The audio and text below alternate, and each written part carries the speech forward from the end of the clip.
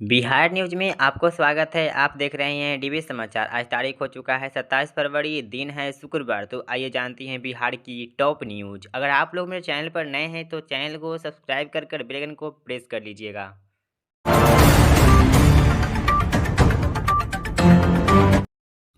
पूर्व विधायक रितलाल यादव की जमानत याचिका एचसी से की गई खारिज, लेकिन रंगदारी जमीन कब्जा केस में थी अर्जी जून 2025 से बेउर जेल में अभी तक बंद है। लेकिन पटना के बेउर जेल में बंद रहे राजद के पूर्व विधायक रितलाल यादव को फिर झटका लगा है। लेकिन पटना हाई कोर्ट ने उनकी नियमित जमानत याचिका खारिज कर दी है। लेकिन जस्टिस सत्यव्रत वर्मा की पीठ ने खगोल थाना कांड संख्या 171 2025 में गुरुवार को यह आदेश प्रेरित की है। लेकिन मामला रंगदारी वसूली अपराधी बल के जरिए निजी व सरकारी जमीन पर अवैध कब्जा और संगठित गिरोह संचालन से जुड़ा है। लेकिन रितलाल यादव 13 जून 2025 से जेल में बंद हैं। लेकिन बचाव पक्ष की ओर से वरीय अधिवक्ता राजेंद्र नारायण ने पैरवी की, जबकि राज्य की ओर से अधिवक्ता जय मिश्रा ने विरोध किया। सरकार की ओर से बताया गया है कि उनके खिलाफ करीब 40 आपराधिक मामले निलंबित की गई है।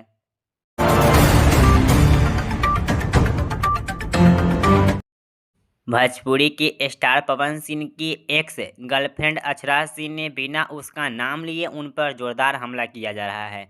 लेकिन अक्षरा सिंह ने पवन सिंह के साथ पुराने रिश्ते पर कहा, इस बात को जमाना बीत चुका है, लेकिन मुझे भी अपना जीवन बसाना है, एक ही जगह उलझना नहीं चाह रही हूँ। लेकिन वो 10 जगह लड़कियों के साथ इधर उधर घूम रहा है, लेकिन उससे कोई सवाल नहीं पूछ रहा है। लेकिन उसका चरित्र सबने सामने किया, लेकिन मेरे एक अफेयर हो गया तो मैंने गुनहगार हो गई क्या।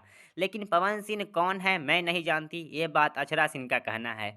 लेकिन अक्षरा सिंह से पूछा गया कि क्या वो अभी पवन सिंह उनके दिल में स्पॉट कर्नर हैं, तो क्या चिंकी नहीं बल्कि उनके दो टुके। जवाब देकर ऐसा सोचने वाली बोलती बंद कर दी अक्षरा सिंह।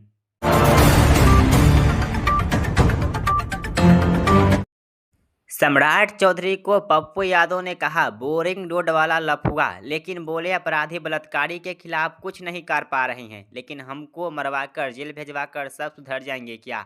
लेकिन उप मुख्यमंत्री सम्राट चौधरी ने विधान परिषद के बजट सत्र के दौरान विपक्ष पर तीखा हमला करते हुए कहा है कि उनके पास सभी नेताओं की फाइनल और रिकॉर्ड मौजूद है। लेकिन उन्होंने चेतावनी भरे लहज में कहा कि जो भी गलत काम करेगा उसे छोड़ेंगे नहीं और उसकी एकक इलाज की सजा करेंगे।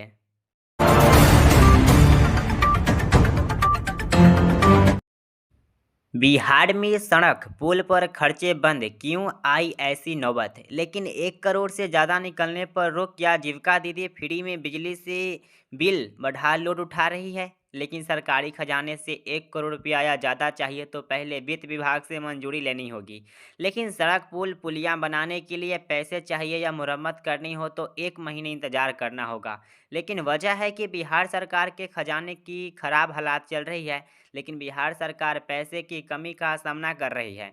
लेकिन सड़क पुल पर खर्चा बंद कर दिया गया है। लेकिन वित्त वर्ष 2026 से 27 शुरू होने में अभी 34 दिन बाकी है। हालात यह है कि सरकार के पास सड़क और भवन बनाने तथा पुल पुलियों के मरम्मत के लिए पैसा खत्म हो गई है। लेकिन बिहार सरकार ने कैश बैलेंस सुधारने को लेकर सभी बोर्ड, नियम सोसाइटी और आयोग को पत्र लिखा। इसमें कहा गया है कि पीएल पर्सनल लेजर खाते से अपने पैसे निकालें।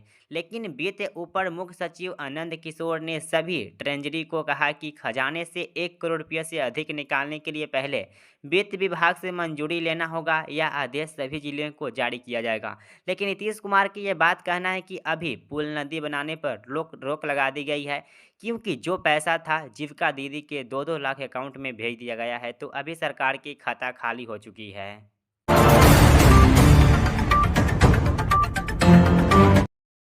पीएम आवास योजना में 25% तक घूस, लेकिन मंत्री बोले वीडियो उपलब्ध कराएं, हम जांच कराएंगे। लेकिन प्रधानमंत्री आवास योजना ग्रामीण में राज्य भर में फैले भ्रष्टाचार को लेकर गुरुवार को विधानसभा में हंगामा हुआ।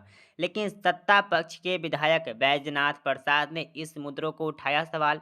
इसके बाद सुनील कुमार से लेकर मिथिलेश तिवारी तक सभी एक एक कर इसमें कूद पड़े।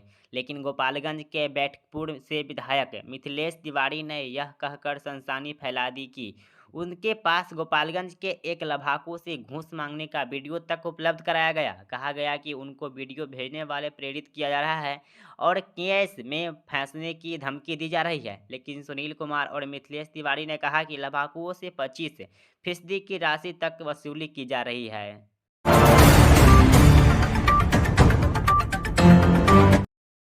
सीमांचल में 10 किलोमीटर अंदर के सारे अवैध निर्माण ध्वस्त होंगे, लेकिन अररिया में अमित शाह बोले घुसपैठियों को बाहर करने की प्लानिंग तैयार की जा रही है।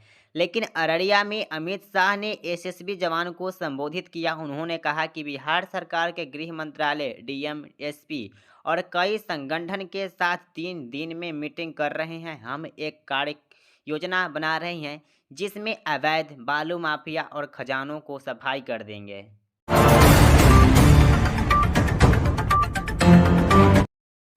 किशनगंज में बच्चों चोरी का अफवाह निकाली झूठी, लेकिन निर्दोष पर हमले बढ़े। पुलिस ने मॉब लिंचिंग पर कड़ी चेतावनी देकर डायल 112 पर सूचना देने की अपील की। लेकिन आजकल बच्चा चोरी इतना हो रहा है कि कुछ कहने के लायक नहीं। लेकिन किशनगंज में पुलिस ने बच्चा चोरी की अफवाह पर कड़ी अपील जारी कर रही है।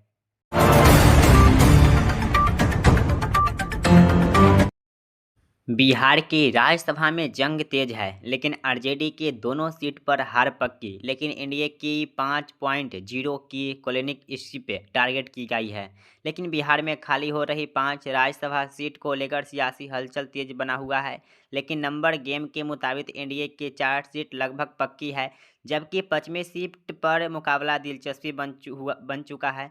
लेकिन आरजेडी के पास जरूरी 41 वोट नहीं और आईएम के बिना उनकी राह मुश्किल दिखाई दे रही है। लेकिन बीजेपी में पवन सिंह के नाम पर चर्चे तेज, वहीं जेडीयू अपने सामाजिक समीकरण साधने में जुटी हुई है।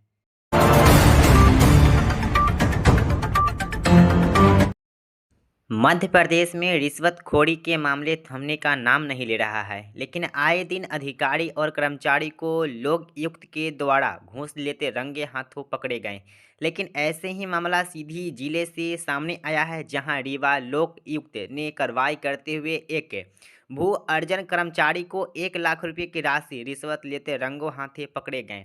लेकिन आवेदक शिवाहा बोहर तिवारी, ग्राम पोस्ट दहल, जिला सीधी ने बताया कि 23 फरवरी को लोकायुक्त रीवा में शिकायती आवेदन दिया गया था, जिसमें बताया गया था कि मेरी पत्नी सुशीला तिवारी के नाम दर्ज करवाएं। लेकिन कर्मचारी ने 1 लाख रुपये घूस लेते रंगों हाथे पकड़ी गई है।